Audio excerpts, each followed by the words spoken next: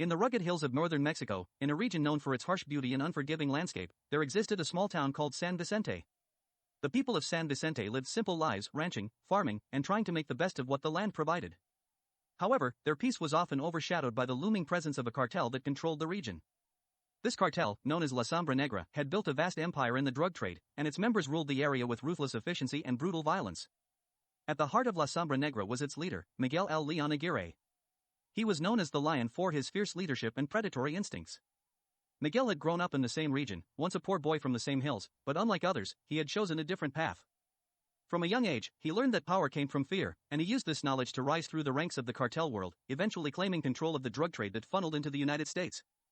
Miguel's power came not only from his wealth but from his ability to command loyalty and obedience through fear. His inner circle, known as Los Cercanos, the close ones, was composed of men he had personally groomed for their roles. Each member had a story of bloodshed and loyalty to tell. There was Javier El Tiburon Silva, known as the Shark for his calculated and cold approach to eliminating rivals. Javier had been with Miguel since the early days when they were both street enforcers in the cartel's infancy. Over the years, Javier became the cartel's chief assassin, feared throughout Mexico and beyond.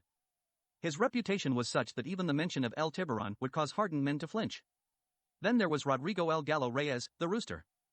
Unlike Javier, Rodrigo was loud and brash, prone to outbursts of violence and excess. He controlled the cartel's drug distribution networks with an iron fist, ensuring that product flowed smoothly through the region and across the border. Rodrigo was not subtle in his dealings, he enjoyed the power and the fear his name inspired. He was known to leave a trail of bodies behind him whenever a shipment was late or compromised. But perhaps the most feared of Los Cercanos was Isabel La Dama Negra Montoya. She was known as the Black Lady not just because of her long black hair and elegant, dark attire but for her ruthless efficiency in managing the cartel's finances and overseeing its clandestine operations. Isabel had a sharp mind and was as feared as any of the men around her. Her loyalty to Miguel was unquestionable, and it was said that her hands, while delicate, were stained with the blood of countless enemies. Despite their terrifying reputations, Los Cercanos operated with precision and order. Miguel ran La Sombra Negra like a military unit, instilling discipline in his soldiers and demanding absolute loyalty. For years, the cartel prospered under his leadership, growing its influence and power. The Mexican government, corrupt and overwhelmed, could do little to stop them. The police were often either paid off or too scared to act, and any judge or politician who tried to intervene was swiftly silenced. One day, however, everything changed. A young federal officer named Alejandro Torres had recently been assigned to the northern region. Unlike many others, Alejandro was not corrupt, nor was he afraid. He had grown up in a small town not far from San Vicente, and his family had been victimized by cartel violence when he was just a boy. Alejandro's father had been a local journalist, one of the few brave enough to report on the cartel's activities. When Alejandro was 10, his father was found dead under mysterious circumstances, an apparent car accident that everyone knew had been orchestrated by La Sombra Negra. For years, Alejandro had harbored a quiet but burning hatred for the cartel and its leader, Miguel Aguirre. After joining the federal police, he worked tirelessly to rise through the ranks, eventually gaining the trust of a small, elite unit tasked with dismantling the cartel's operations. Alejandro knew it was a dangerous mission. He had seen many men die trying to bring down La Sombra Negra, but he was determined. With his team of hand-picked agents, Alejandro began a campaign of intelligence gathering. They intercepted shipments, arrested low-level members, and slowly began to build a case against Los Cercanos. However, they knew that arresting or killing the cartel's lieutenants wasn't enough, they needed to go after Miguel himself. One night, Alejandro received a tip from an informant inside the cartel. The informant, a woman named Mariana who had once been close to Rodrigo Reyes, had grown tired of the violence and wanted out. She told Alejandro of a meeting that was to take place deep in the hills outside San Vicente. It was a rare event where all of Los Cercanos, including Miguel, would be present. Mariana warned Alejandro that the cartel would be heavily armed and prepared for an ambush, but this was their best chance to strike. Alejandro gathered his team and prepared for the raid.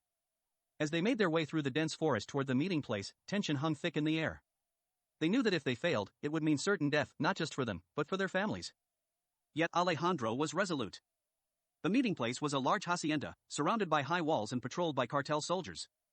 Inside, Miguel and his lieutenants sat around a long wooden table, discussing their next move and expanding their empire.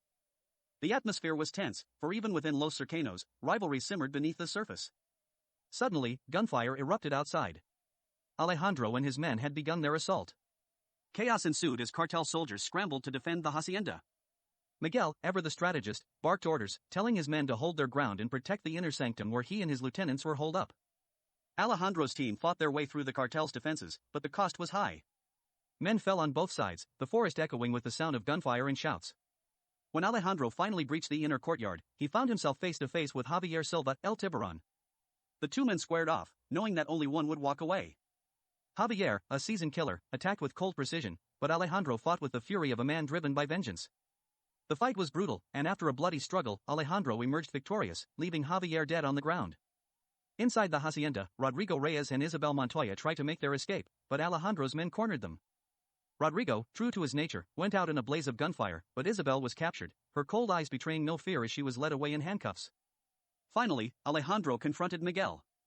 The man who had haunted his nightmares for years stood before him, calm and composed despite the destruction around him. Miguel smiled, a knowing, almost proud look on his face. "You've done well, Alejandro," he said. "But killing me won't stop this. There will always be another lion." Alejandro didn't flinch. He raised his gun and, with a steady hand, ended Miguel's reign once and for all. In the aftermath of the raid, Alejandro's team was hailed as heroes.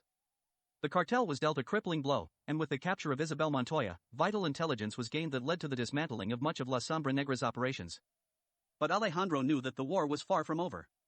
Cartels, like hydras, had many heads, and though one had been severed, others would rise in its place. Still, for the first time in years, Alejandro felt a sense of peace. He had avenged his father and struck a blow against the evil that had long plagued his homeland. As he stood in the hills overlooking San Vicente, the town bathed in the golden light of the setting sun, Alejandro knew that his fight was just beginning, but it was a fight he was ready for.